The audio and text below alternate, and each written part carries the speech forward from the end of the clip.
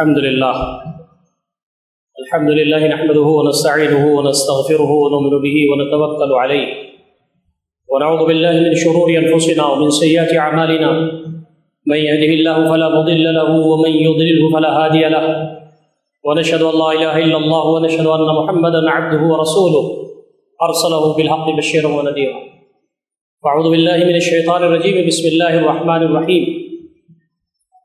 للرجال نصيب مما ترك الوالدان والأقربون وللنساء نصيب مما ترك الوالدان والأقربون مما قل منه أو كثر نصيبا مفروضا. صدق الله العلي العظيم. وقال عمر رضي الله تعالى عنه: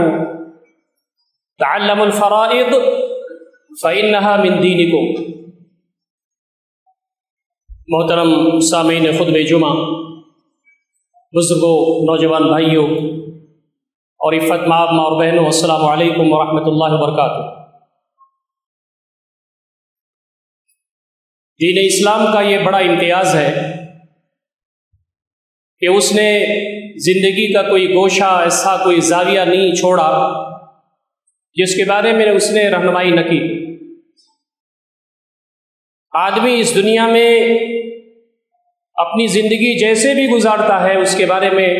دین نے تعلیمات دی ہیں، لیکن مرنے کے بعد کے بھی جو امور و مسائل ہیں اس کے بارے میں بھی دین رہنمائی کرتا ہے. اور یہ کہا کہ جب اس دنیا میں کوئی آدمی کماتا ہے، کھاتا ہے، اسباب زندگی تلاش کرتا ہے، جائیداد بناتا ہے، مال چھوڑ کر کے جاتا ہے، تو پھر اس کا انتظام کیا ہوگا؟ نبی اکرم صلی اللہ علیہ وسلم جب مبعوث ہوئے اور مکہ کی زندگی میں جب آپ بھیجے گئے تو وہاں حالت یہ تھی، باپ کے مرنے کے بعد ساری جائیداد لڑکے لے لیا کرتے تھے. بعض جگہوں کی صورتحال یہ تھی کہ جو بڑا لڑکا تھا وہ ساری جائیداد پر قابض ہو جاتا تھا. خواتین پر ظلم تھا، زیادتی تھی. وہ تو یہ کہتے تھے کہ جو جنگوں میں لڑنے کی پوزیشن میں نہ ہو ان کو باپ کی جائیداد میں کوئی حصہ نہیں مل سکتا. اسی لیے خواتین کو کوئی حصہ نہیں ملتا تھا، بچوں کو کوئی حصہ نہیں ملتا تھا، بہت بزرگوں کو کوئی حصہ نہیں ملتا تھا. نبی اکرم صلی اللہ علیہ وسلم کی جو شریعت ہے اس کا امتیاز یہ ہے کہ آپ صلی اللہ علیہ وسلم نے زندگی کے وہ سارے پہلو جو انسان کی اپنی زندگی سے ان کا واسطہ ہے اور اس کا فائدہ ہے دنیا میں اور دنیا کے بعد اللہ رب العزت کی بارگاہ میں، ان ساری چیزوں کے بارے میں رہنمائی فرمائی. تو قرآن مجید میں اس کی تفصیل آ گئی کہ للرجال نصیب مما ترک الوالدان والاقربون، مردوں کے لیے بھی حصہ ہے جو والدین چھوڑ کر کے جائیں یا قریبی لوگ چھوڑ کر کے جائیں. بات یہاں پر ختم ہو جاتی اور اسی پر عمل ہو رہا تھا، لیکن اللہ رب العزت نے ارشاد فرمایا کہ وَلِلنِّسَاءِ نَصِيبٌ مِّمَّا تَرَكَ الْوَالِدَانِ وَالْأَقْرَبُونَ، جو عورتیں ہیں تمہارے درمیان ان کا بھی حصہ ہے، والدین چھوڑ کر کے جائیں یا قرابت دار چھوڑ کر کے جائیں. ذہن میں یہ بات بھی آ سکتی تھی کہ مال اگر زیادہ ہو تو اس کو تقسیم ہونا چاہیے، مال اگر کم ہے تو اس میں تقسیم کرنے کے کیا معاملہ، تھوڑا تھوڑا ملے گا لوگوں کو. فرمایا نہیں،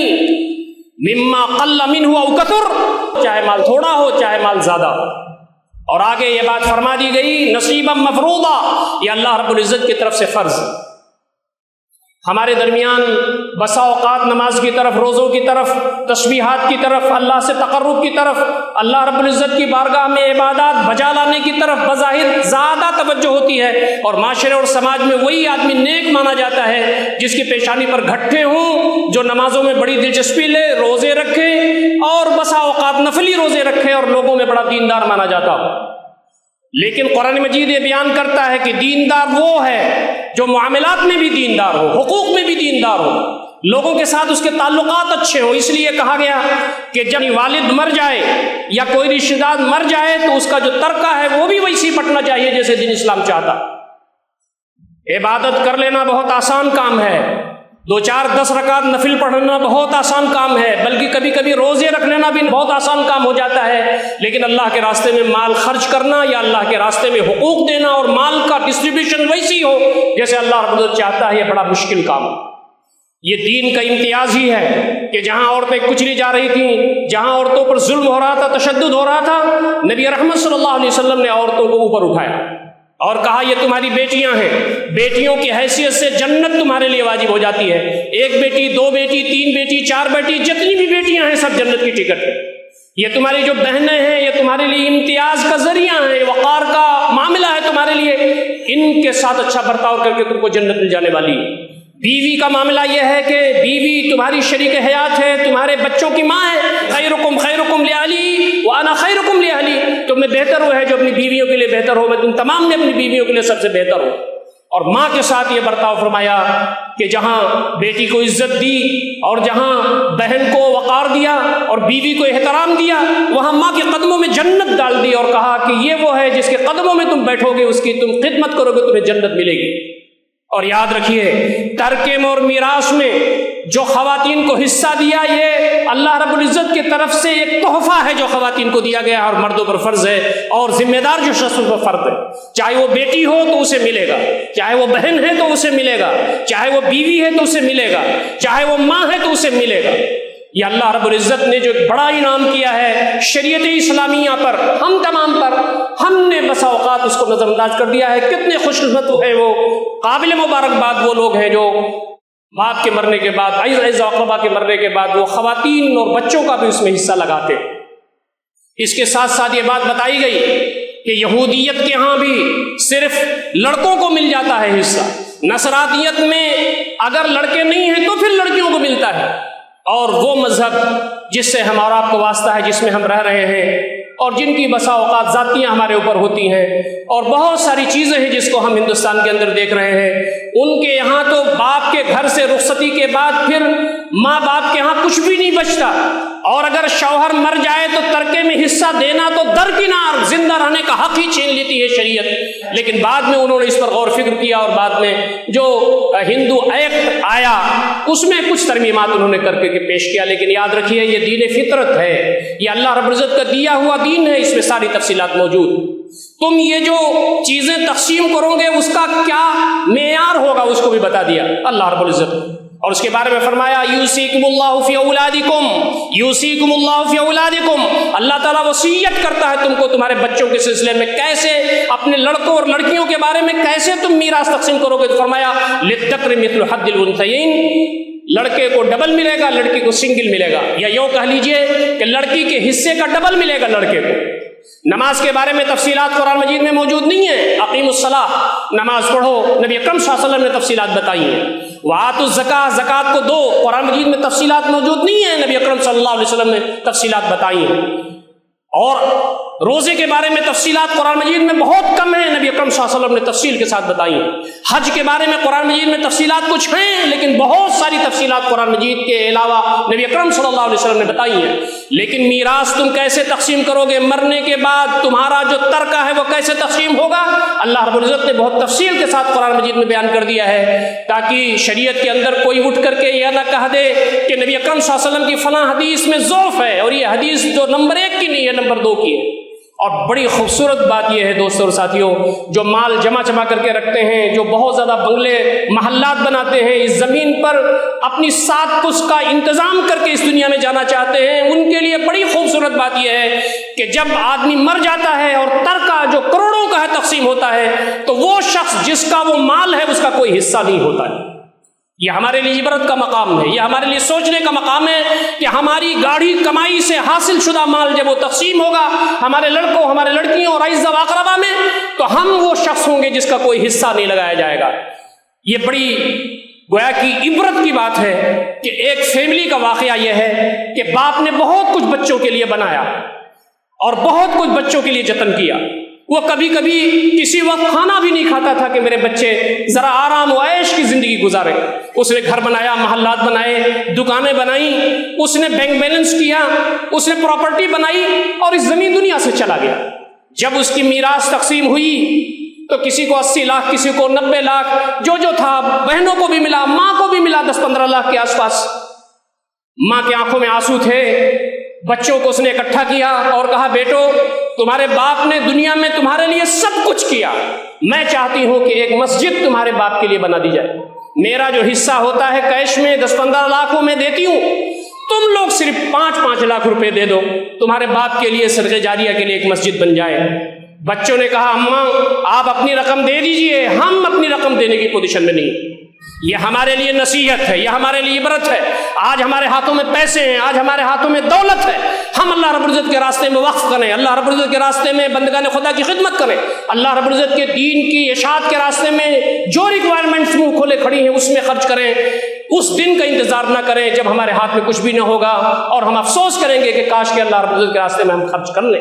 اور یہ بتائی گئی بات کہ دیکھیے جب میراث تقسیم ہوگی تو 2 چیزوں کو بہت اہمیت کے ساتھ دیکھا جاتا ہے۔ فرمایا من بعد وصیت یوصی بہا او دین،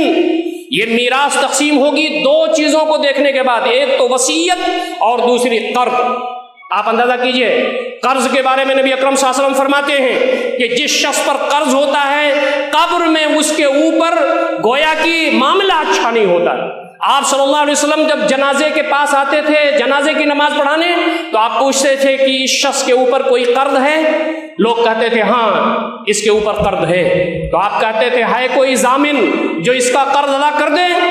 اگر اس کے اولیاء میں سے یا عام مسلمانوں میں سے کوئی کہتا تھا کہ میں اس کا قرض ادا کرنے کی پوزیشن میں ہوں تو آپ صلی اللہ علیہ وسلم اس کی نماز جنازہ پڑھاتے تھے، ورنہ آپ وہاں سے ہٹ جاتے تھے۔ دوستوں اور ساتھیوں، ہم اپنی زندگی میں اپنے بال بچوں کے سلسلے میں بہت زیادہ حساس ہوتے ہیں، لیکن یاد رکھیے ماں کے پیٹ میں بچہ جب 120 دن کا یعنی صرف 4 مہینے کا ہوتا ہے تو اللہ رب العزت فرشتے کو بھیج کر کے جہاں بہت ساری چیزیں لکھوا دیتا ہے وہاں یہ چیز بھی فرشتہ لکھتا ہے کہ اس کو روزی کہاں سے ملے گی۔ اپنے بچوں کو بتائیں کہ حلال کیا ہوتا ہے، حرام کیا ہوتا ہے، بچوں کو بتائیں کہ جائز کیا ہوتا ہے، ناجائز کیا ہوتا ہے، بچوں کو بتائیں کہ حلال روزی کی تلاش میں کیسے ہم کو سرگردہ رہنے چاہیے، جو اس کی تقدیر میں لکھا ہے، جو ہاتھ پیر مارنے کے نتیجے میں اس کو ملنے والا وہ مل کے رہے گا۔ بسا اوقات ہم اتنا سنسیئر ہو جاتے ہیں، اتنا ہم تمام حساس ہو جاتے ہیں اپنے بچوں کے سلسلے میں کہ اپنی عاقبت کی فکر نہیں کرتے۔ دوسری بات جو کہی گئی کہ وصیت کے بارے میں دین اسلام نے اتنا زیادہ لحاظ کیا ہے انسانوں کا کہ وہ غریب نہ ہو جائیں، مسکین نہ ہو جائیں۔ ایک صحابی آئے، انہوں نے کہا اللہ کے نبی صلی اللہ علیہ وسلم میرے پاس صرف ایک بچی ہے، میں چاہتا ہوں کہ آدھا مال اللہ کے راستے میں وصیت کر جاؤں۔ انہوں نے کہا نہیں یہ تو بہت زیادہ ہے۔ اس کے بعد انہوں نے کہا کہ نہیں اس سے زیادہ کرنا چاہتا ہوں۔ انہوں نے کہا نہیں یہ بھی بہت زیادہ ہے۔ پھر انہوں نے کہا کہ میں سلس کر لوں، تو نبی صلی اللہ علیہ وسلم نے فرمایا کہ ہاں سلس تم کر سکتے ہو، 1/3 وصیت تم کر سکتے ہو، اس لیے کہ 1/3 وصیت کے بعد اگر تم کرو گے تو تمہارے بعد جو تمہارے بیوی بچے ہیں، تمہارے جو لوگ ہیں وہ بھوکے مریں اور کہیں ہاتھ پھیلائیں، یہ زیادہ خراب بات ہے۔ آپ نے فرمایا سعد ان تدع ورثتك اغنیاء خیر من ان تذرهم عالة يتكفف الناس۔ اے سعد سن لو، اپنے ورثہ کو تم خوشحال چھوڑ کر کے جاؤ، یہ زیادہ بہتر ہے کہ وہ بدحال ہو جائیں تمہارے بعد اور لوگوں سے مانگتے پھریں۔ اسی لیے ہماری ذمہ داری یہ بنتی ہے کہ ہم مال کمانے کے سلسلے میں، حلال کمائی کو حاصل کرنے کے سلسلے میں خود بھی سنسیئر رہیں، اپنے بچوں کو بھی وہ گر سکھائیں اور یہ بتائیں کہ غربت کوئی اچھی چیز نہیں ہے، مفلوق الحالی کوئی اچھی چیز نہیں ہے، آدمی کے سامنے ہاتھ پھیلانا کوئی اچھی چیز نہیں ہے۔ قرآن مجید میں اقیموا الصلاۃ وآتوا الزکاۃ، آتوا الزکاۃ تقریباً 83 پلیسز پر ہے صیغوں کی تبدیلی کے ساتھ، جو یہ بتاتا ہے کہ مال تمہارے پاس اتنا تمہاری زندگی میں ہو جانا چاہیے کہ اس پر زکوٰۃ واجب ہو جائے، تم دینے والے ہاتھ بنو، لینے والے ہاتھ نہ بنو۔ تو ہماری زندگی ایسی ہونی چاہیے کہ ہم اپنے اوپر خرچ کریں، اپنے بیوی بچوں پر خرچ کریں، عزت کے ساتھ، عفت نفس کے ساتھ زندگی گزاریں، لوگوں پر بوجھ نہ بنے۔ تو جہاں مرنے کے بعد ترکے میں بھی اس کی رعایت کی گئی ہے، وہاں پر زندگی میں ہمیں اس انداز سے حوصلے کے ساتھ زندگی گزارنی چاہیے کہ ہم تمام عفت کی زندگی گزارنے کے ساتھ ساتھ اپنے گھر کی دیکھ بھال کرنے کے ساتھ ساتھ غربا مساکین، یتیم لاچار مجبور مستحقین کی خدمت کے لیے بھی ہم تمام تیار ہیں۔ یہ جو علم الفرائض ہے، آج امت کے اندر کتنے لوگ ہیں جو یہ تقسیم کر کے بتا دیں کہ میت کے بعد اتنے لوگ چھٹے ہوئے ہیں، ان کا حصہ یہ ہے۔ حضرت عمر رضی اللہ تعالیٰ عنہ جو قرآن مجید کی جو رموز سے ان سے واقف تھے، وہ کہتے ہیں تعلموا الفرائض، یہ جو میت کے بعد جو حصے بانٹے جاتے ہیں، یہ جو علم ہے اس کو فرائض کہا گیا ہے۔ فرائض اس لیے کہا گیا ہے کہ یہ فرض ہے، یہ فرض ہے، یہ حصہ دینا یہ فرض ہے، یہ سیکھو سکھاؤ، فإنھا من دینکم، یہ تمہارے دین میں سے۔ تو آج ہم کو اس جانب متوجہ ہونا چاہیے، جو لوگ اپنے بہنوں کا حصہ نہیں دیے ہوئے ہیں، جن لوگوں نے باپ کے مرنے کے بعد میراث تقسیم کر لی صرف اپنے بھائیوں میں اور اپنی بہنوں کا حصہ نہیں دیا، قرآن مجید ان کے بارے میں بہت زیادہ تنبیہی بات کرتا ہے، وعید سناتا ہے۔ آج ہماری زندگی موجود ہے، گرچہ ہمارے حصے تقسیم ہو چکے ہیں لیکن ہماری بہنیں موجود ہیں، اپنے بھائیوں کو موبلائز کیجئے، نہیں وہ دیتے تو کم سے کم ہمارے پاس جو میراث میں چیز آئی ہے اس میں اپنے بہنوں کا حصہ دے دیں۔ اسی لیے قرآن مجید نے یہ فرمایا تلک حدود اللہ، یہ اللہ رب العزت کی حدیں ہیں۔ ومن یطع اللہ ورسولہ، جو اللہ رب العزت کی اطاعت کرے گا، اس کے رسول کی اطاعت کرے گا، یدخلہ جنات تجری من تحت الانہار، وہ ان کو ایسی جنتوں میں داخل کرے گا جن کے نیچے سے نہریں رواں ہوں گی، خالدین فیہا، ہمیشہ وہ اس میں رہیں گے، وذالک الفوز العظیم، یہ بڑی کامیابی ہے۔ جو لوگ میراث کو صحیح طریقے سے تقسیم کرتے ہیں، یہ آیت میراث میں حصے بتانے کے بعد نازل ہوئی ہے کہ یہ اللہ کی حدود ہیں۔ یہ جو حصے متعین کیے گئے ہیں میت کے بعد اس کے ترکے کی تقسیم کرنے میں، یہ حدود متعین کیے گئے ہیں، یہ اللہ کی حدود ہیں۔ جو ان کی پابندی کرے گا، اللہ کی اطاعت کرے گا، رسول صلی اللہ علیہ وسلم کی اطاعت کرے گا، جنت میں ہوگا جس کے نیچے سے نہریں جاری ہوں گی، وہ جنت میں ہوگا جس کے نیچے سے نہریں رواں ہوں گی، خالدین فیہا، اس میں ہمیشہ ہمیشہ رہے گا، اس میں سے نکلے گا نہیں۔ اور فرمایا کہ یہی بڑی کامیابی ہے۔ آگے یہ بات جو وعید کی شکل میں ہے اس کو ہمیں سننا چاہیے۔ فرمایا ومن یعص اللہ ورسولہ، جو اللہ رب العزت کی نافرمانی کرے گا اور اس کے رسول کی نافرمانی کرے گا، اور یہاں پر الفاظ آ گئے ویتعد حدودہ، اور اللہ رب العزت کے جو حدود ہیں یعنی جو میراث کی تقسیم کے بارے میں جو آداب بتائے گئے ہیں اس کی نافرمانی کرے گا، یدخلہ نارا خالدا فیہا، جہنم میں وہ ڈال دے گا جس میں وہ ہمیشہ ہمیشہ رہے گا۔ اور آگے فرمایا وَلَهُ عَذَابٌ مُّهِینٌ، اس کے لیے رسوا کن عذاب۔ دوستو اور ساتھیوں، ہماری نمازوں میں کوئی تکلیف ہو، ہماری تسبیح میں کوئی کمی ہو جائے، ہمارے روزے میں کوئی خلل ہو جائے، ہمارے حج وغیرہ میں کوئی کمی رہ جائے تو رونے اور گانے سے وہ دور ہو جاتا ہے۔ لیکن جو حقوق کی چیزیں ہیں، جو لوگوں کے واجبات ہیں، جو لوگوں کا حق ہے اور میت کے ترکے میں جو حصہ ہے وہ اگر ہم نے ادا نہیں کیا تو فرمایا کہ اس کی نماز کام آنے والی نہیں ہے، اس کا روزہ کام آنے والا نہیں ہے، اس کے حج کام آنے والے نہیں ہے، چاہے اس کی پیشانی پہ گھٹے ہو، ہمیشہ مسجد کے کھمبے کو پکڑے ہوئے رہے، اللہ رب العزت کے ہاں اس کا ٹھکانہ جہنم ہے، اس میں ہمیشہ ہمیشہ رہے گا۔ صحابہ کرام کے اس میں آثار بھی ہیں، حضرت عبداللہ بن عباس رضی اللہ تعالیٰ عنہ کا اثر بھی اس میں ہے کہ خالدن خالدن فیہا، وہاں تو کہا گیا ہے خالدین فیہا، جنتی تو آپس میں رہیں گے ہمیشہ ہمیشہ، یہاں خالدن فیہا کا مطلب یہ ہے کہ تنہا تنہا اذیت وہ برداشت کرے گا، اس میں سے کبھی نکالا نہیں جائے گا۔ دوستوں اور ساتھیوں، یہ جو صورتحال ہے یہ بہت عظیم ہے، ہمیں دیکھنا چاہیے کہ آج کی جو صورتحال ہے اس میں ہم کہاں کھڑے ہیں، اور ہم جہاں بھی ہیں ہم کو اپنی زندگی کا جائزہ لیتے ہوئے اللہ رب العزت کی بارگاہ میں حاضری کے لیے تیار رہنا چاہیے۔ جس دن کوئی کام آنے والا نہیں ہے، یہ کام تو بڑا مشکل ہے لیکن یہ کام ہے اللہ رب العزت کے احکامات کا، اس کے قوانین کا، بندگان خدا کے حقوق کا، اس میں ہمیں آگے بڑھنا چاہیے اور اللہ رب العزت کے راستے میں ویسے ہی زندگی گزارنا چاہیے جیسے اللہ رب العزت نے ہم تمام کو بتایا ہے۔ اللہ تعالی ہم تمام کو ان سارے امور مسائل پر غور و فکر کرنے اور عمل کرنے کی توفیق عنایت فرمائے۔ اقول قولی ھذا استغفر اللہ لی ولکم اجمعین واستغفروہ انہ غفور رحیم، وآخر دعوانا الحمد للہ رب العالمین۔